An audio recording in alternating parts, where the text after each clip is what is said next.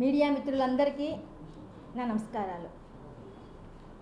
నా పేరు పొట్టేల శిరీష, రాష్ట్ర సంగీత అకాడమీ మాజీ చైర్పర్సన్.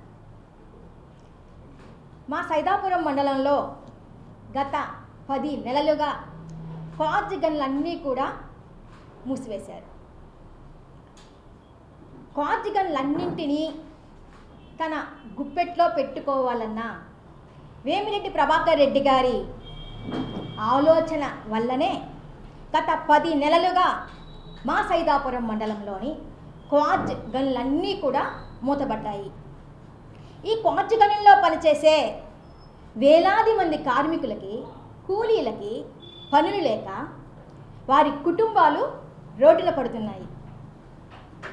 ఎన్నో సంవత్సరాలుగా అన్ని అనుమతులతో లీగల్గా వ్యాపారం చేసుకుంటున్న వెంకటగిరి రాజా గారికి సంబంధించిన కళ్యాణరావు మైకా మైన్ని, జింపెక్స్ మైకా మైన్ని కూడా ఈ దోపిడీ దొంగలు దౌర్జన్యంగా మూసివేయించారు. అన్ని అనుమతులు ఉన్న గనులన్నింటినీ మూసివేయించి ఎటువంటి అనుమతులు లేకుండా లీజు గడువు పూర్తి అయిపోయినటువంటి ఈ పద్మావతి మైన్ లాంటి వాటికి పర్మిషన్ ఇస్తున్నారంటే ఈ జిల్లాలో మైనింగ్ వ్యవస్థ ఉందా లేదా అన్న అనుమానం కలుగుతుంది. మా సైదాపురం మండలంలో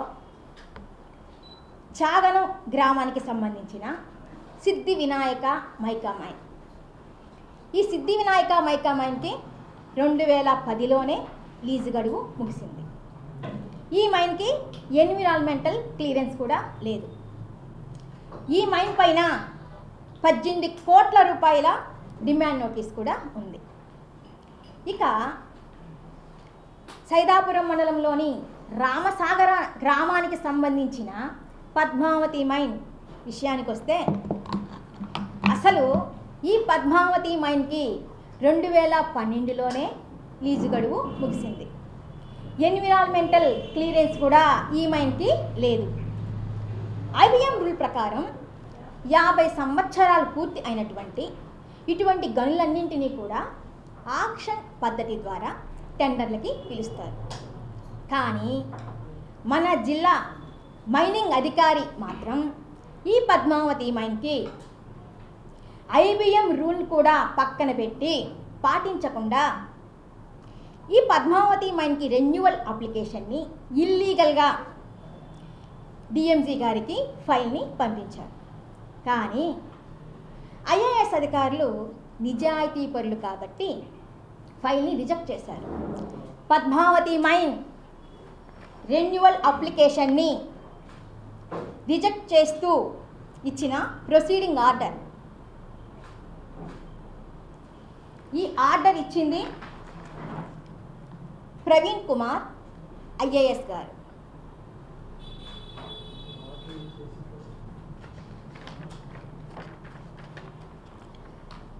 అంతేకాకుండా ఈ పద్మావతి మైన్ పైన 32 కోట్ల రూపాయల డిమాండ్ నోటీస్ కూడా ఉంది. 32 కోట్ల రూపాయల డిమాండ్ నోటీస్ ఉన్న ఈ మైన్కి స్టాక్ పాయింట్లో ఉన్న మెటీరియల్ని తరలించడానికి పర్మిషన్ ఏ విధంగా ఇస్తారు? ఈ 32 కోట్ల రూపాయలని ఎవరి దగ్గర నుండి వసూలు చేస్తారో డీడీ గారే దీనికి సమాధానం చెప్పాలా. ఇప్పుడున్న డీడీ గారే గతంలో నెల్లూరు జిల్లా విజిలెన్స్ ఏడీగా బాలాజీ నాయక్ గారు, సూపర్వైజర్ సుధాకర్ గారు, వీరిద్దరూ కలిసి రెవెన్యూ డిపార్ట్మెంట్తో కలిసి పద్మావతి మైన్లో పంచనామా నిర్వహించి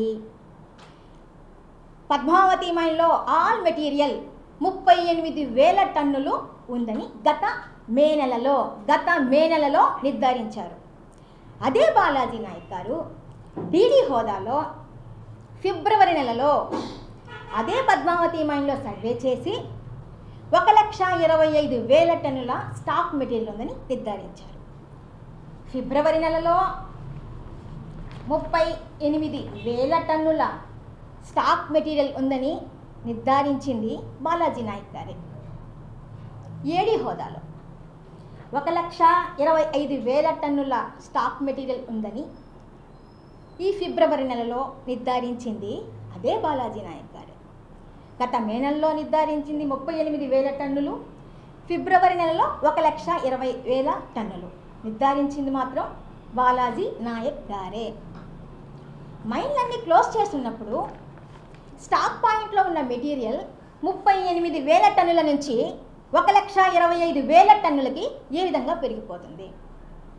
అవునులే, బాలాజీ నాయక్ గారు ఏ విధంగా అయితే ఏడీ హోదా నుంచి డీడీ హోదాకి ఎంత స్పీడ్గా ప్రమోట్ అయ్యారో అదే విధంగా 38,000 టన్నుల స్టాక్ మెటీరియల్ 1,25,000 టన్నులకి పెరిగిపోయి ఉంటుంది.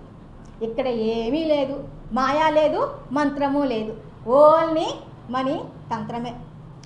ఇక్కడ మరొక విచిత్రం ఏంటంటే పద్మావతి మైన్ ఓనర్ శ్రీమతి శోభారాణి గారు జనవరి 20వ తేదీన స్టాక్ పాయింట్లో ఉన్న మెటీరియల్ని తరలించడానికి పర్మిషన్ లెటర్ని డిఎంజీ గారికి పెట్టుకున్నారు. కానీ డిఎంజీ గారు జనవరి 22వ తేదీనే ఆమె పెట్టుకున్న పర్మిషన్ లెటర్ని రిజెక్ట్ చేశారు. అదే డిఎంజీ గారు ఫిబ్రవరి 26వ తేదీన స్టాక్ పాయింట్లో ఉన్న మెటీరియల్ని తరలించడానికి పర్మిషన్ ఇచ్చారు. డిఎంజీ గారే రిజెక్ట్ చేశారు, మరలా పర్మిషన్లు మంజూరు చేశారు. ఎవరి ఒత్తిడితో రిజెక్ట్ చేసిన దాన్ని మరలా పర్మిషన్లు మంజూరు చేశారో డిఎంజీ గారికే తెలియాలి. అసలు ఈ పద్మావతి మైన్కి లీజు గడువు పూర్తయిపోయింది. ఈ పద్మావతి మైన్కి ఎన్విరాన్మెంటల్ క్లియరెన్స్ లేదు. ఈ పద్మావతి మైన్ పైన 32 కోట్ల రూపాయల డిమాండ్ నోటీస్ కూడా ఉంది. అయినా సరే ఈ పద్మావతి మైన్కి ఏ విధంగా పర్మిషన్ వచ్చిందా అని విచారించగా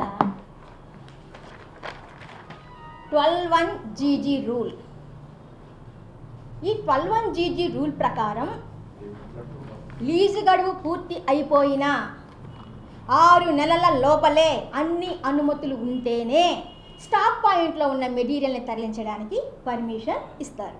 కానీ ఈ పద్మావతి మైన్కి 12(1) జీజీ రూల్ వర్తించదు. ఎందుకంటే ఈ పద్మావతి మైన్కి లీజు గడువు పూర్తి అయిపోయి చాలా సంవత్సరాలు అయింది కాబట్టి. అసలు ఎన్విరాన్మెంటల్ క్లియరెన్స్ లేకుండా ఎటువంటి మైన్స్ రన్ చేయకూడదని 2017లోనే సుప్రీంకోర్టు ఆర్డర్ కూడా ఉంది. అయినా అధికారులకేమీ ఈ రూల్స్ ఏమీ తెలియకుండా ఏమీ కాదు. కాకపోతే వాళ్ళకి ఎవరెవరి ఒత్తిడులు ఎక్కువగా ఉన్నాయో ఇటువంటి పర్మిషన్లు అయితే మంజూరు అవుతున్నాయి. ఆ విషయాలైతే అధికారులకే తెలియాలి.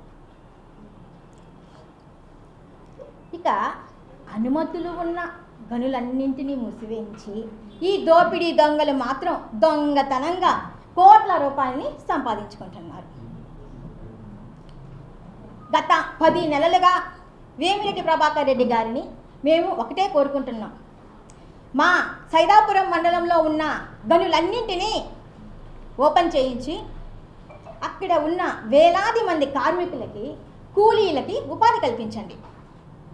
అలా కాకుండా అన్ని అనుమతులు ఉన్న గనులన్నింటినీ మూసివేయించి మీరు మాత్రం అక్రమంగా మైనింగ్ చేస్తామంటే వైఎస్ఆర్ కాంగ్రెస్ పార్టీ తరపున సైదాపురం మండల ప్రజలకి, కార్మికులకి, కూలీలకి, వ్యాపారస్తులకి అండగా మేము మీ మైన్ల ముందే ధర్నా చేస్తాం.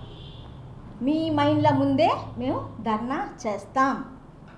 ఇప్పటికే ఆయా గ్రామాల ప్రజలు నేషనల్ గ్రీన్ ట్రిబ్యునల్కి ఫిర్యాదు చేయడం జరిగింది. వారి సూచనల మేరకు పొల్యూషన్ కంట్రోల్ బోర్డు వారు కూడా వచ్చి మా సైదాపురం మండలంలో చాగలం గ్రామానికి సంబంధించిన సిద్ధి వినాయక మైకా మైన్ని, రామసాగర గ్రామానికి చెందిన శ్రీ పద్మావతి మైన్ని, తుమ్మల తలుపూరు గ్రామానికి చెందిన జయలక్ష్మి కనకదుర్గ మైకా మైన్లను కూడా తనిఖీ చేయడం జరిగింది. ఎన్ని చేసినా సరే, ఎంతమంది అధికారులు వచ్చినా, తనిఖీలు జరిగినా వీళ్ళు మాత్రం అక్రమ మైనింగ్ అయితే ఆపడం లేదు. ఈ అక్రమ మైనింగ్ మీద నేను గత 6 నెలలుగా మాట్లాడుతున్నాను. నా నోరు నొక్కేయాలన్న ఉద్దేశంతో వేమిరెడ్డి ప్రభాకర్ రెడ్డి గారి అనుచరుడు అనేక రకాలుగా బెదిరిస్తున్నారు. అధికారం ఎవ్వరికీ శాశ్వతం కాదు, అది ఒక్కటి గుర్తుపెట్టుకో చాలు.